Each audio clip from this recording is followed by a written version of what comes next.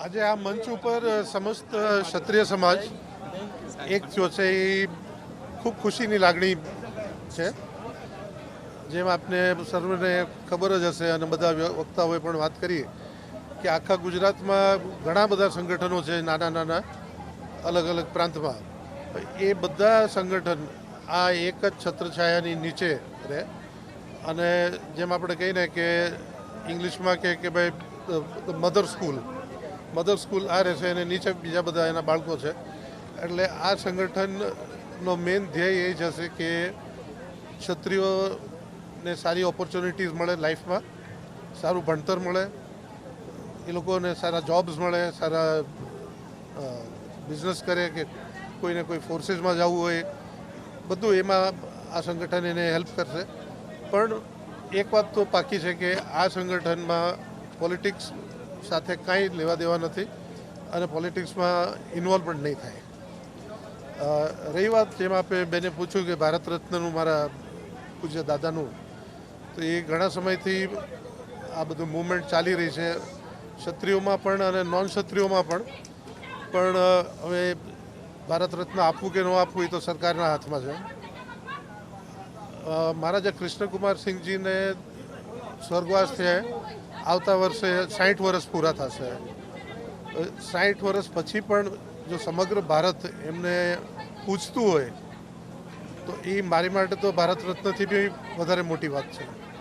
પણ બસ hope for the best કે એમને મળે એવી બધાની લાગણી છે. હવે જોઈએ આગળ શું થાય છે. ઓકે, તમે તકની વાત કરી તો રાજકીય તક પણ જરૂરી છે ને. તમે તમામ ક્ષેત્રે તક આપવાની વાત કરો છો સમાજને, તો રાજનીતિમાં પણ સમાજના લોકોને તક મળે એના માટે રાજનીતિથી અમારે કોઈ વિરુદ્ધ નથી. સરકાર જ છે, જેમ ભાજપ હોય કે કોંગ્રેસ હોય કે અન્ય કોઈ પાર્ટી હોય, જેમને પોતાને કોઈ ઇન્ટરેસ્ટ હોય રાજનીતિમાં જોઈન થવાનો કે ઇલેક્શન લડવાનો, ચાહે એ લોકલ લેવલ ઉપર હોય કે પછી નેશનલ લેવલ ઉપર હોય, એ એમની પોતાની ચોઈસ છે. એમાં કોઈ એવી બાધા નથી કે અમે નહીં અલાઉ કરી. પણ આ મંચ ઉપર કોઈ પોલિટિકલ વાતું નહીં થાય. નહીં તો પછી એમાં શું થાય છે કે પોલિટિકલ વાતું થઈ અને આ પાર્ટીનો આખો જે ધ્યેય છે, જેની દિશા છે, એ સીધી જવાની બદલીમાં આડી થઈ જશે.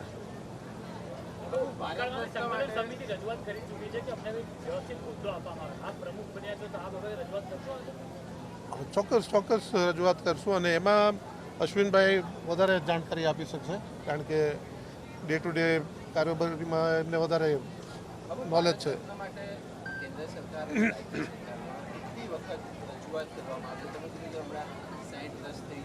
હા,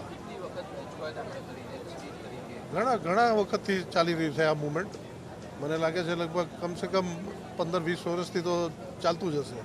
પણ પછી સરકાર આપે કે ન આપે એ તો કોઈ આપણે તો રિક્વેસ્ટ કરી શકીએ, કોઈ જબરજસ્તી તો ન કરી શકાય કે આપો ને આપો.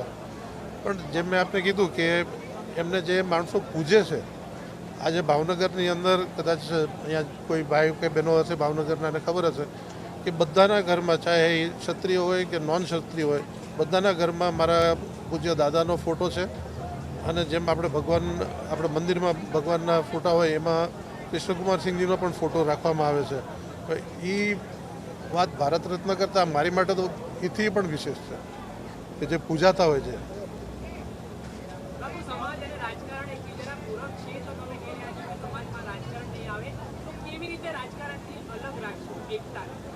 મેં એ જ હમણાં ભાઈને કીધું કે રાજકારણથી અમે વિરુદ્ધ નથી, પણ રાજકારણની વાતો નહીં થાય આ મંચ ઉપર.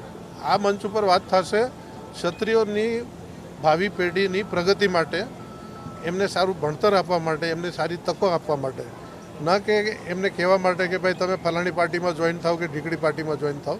એ એમની પોતાનો ઇન્ટરેસ્ટ છે. જો કોઈને ઇન્ટરેસ્ટ હોય તો કાંઈ એને રોકી નથી શકાતું. એ એમને જરૂરી એમને જે રીતે કરવું કરી શકે.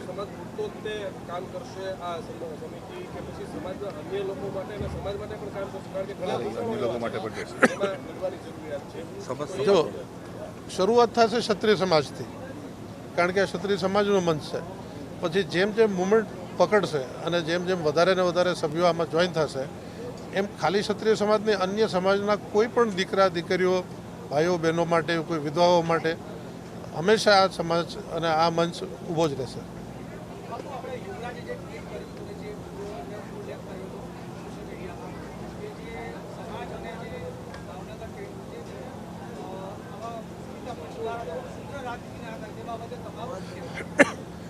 એમને કદાચ મિસ કોટ પણ કર્યા હોય અને કદાચ મિસ ગાઈડ પણ કર્યા હોય, પણ હું આપને એ જ સજેસ્ટ કરું, મેં ગઈકાલે પણ અમુક ભાઈઓને કીધેલું કે એમણે જે સ્ટેટમેન્ટ આપ્યું છે એટલે બેસ્ટ તો એમને જ આપ પૂછો તો એ વધારે સારો જવાબ આપી શકશે, કારણ કે હું એમાં કોઈ કમેન્ટ નહીં કરું.